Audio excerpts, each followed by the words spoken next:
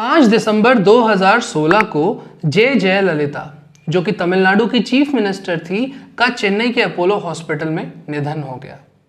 Jayalalithaa AIADMK नाम की party से जुड़ी हुई थी और उनकी मृत्यु के बाद शुरू हुई पॉलिटिक्स।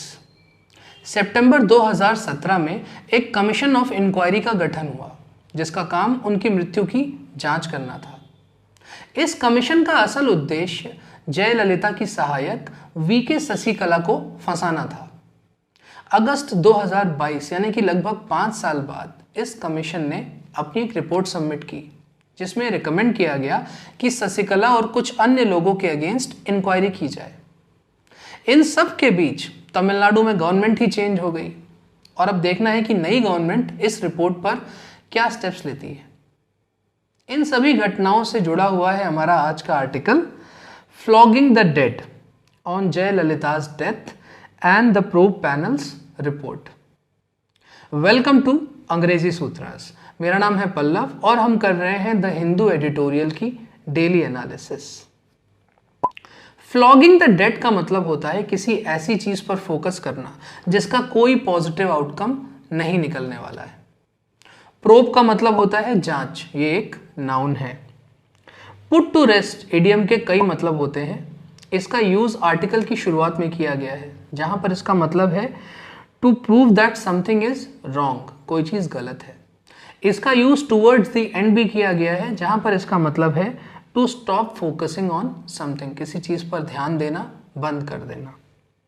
अगर आप किसी ग्रुप से जुड़े हुए हैं, आप उसको छोड़ते हैं और वापस उस ग्रुप को जोड़ते हैं, उस ग्रुप से जुड़ते हैं, तो इसके लिए back to the fold idiom का यूज किया जाता है। एक्वियस एक वर्ब है जिसका मतलब होता है किसी चीज पर बिना आर्ग्यूमेंट किए सहमत हो जाना। पर्पर्ट भी एक वर्ब है जिसका मतलब होता है क्लेम करना।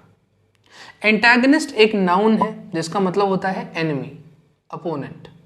इसी से मिलता जुलता वर्ड है प्रोटैगनिस्ट, जिसका मतलब होता है central character of a play, जैसे Kaleen Bhaiya is the protagonist of Mirzapur.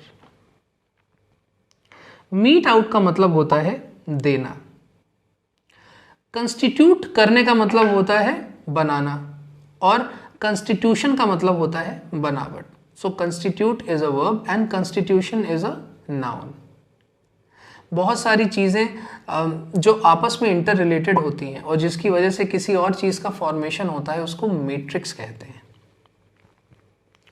अवर करने का मतलब होता है ये कहना कि कोई चीज़ बिल्कुल सही है, बिल्कुल सच है।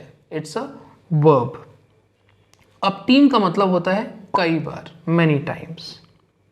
डिपोज एक वर्ब है जिसका मतलब होता है टू टेस्टिफाई, गवाही देना। दो गवर्नमेंट के बीच में जो गैप होता है उसको इंटररेग्नम कहा जाता है। सॉली एक एडवर्ब है जिसका मतलब होता है बहुत ज़्यादा। You will be missed sorely और you will be sorely missed.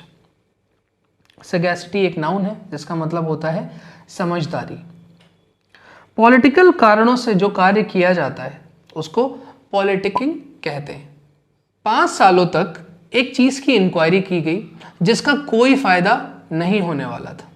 इस इंक्वायरी में कई रिसोर्सेज लगे होंगे, financial resources, human resources, time, और इन सब का पैसा कहाँ से गया होगा? टैक्स पेयर की जेब से।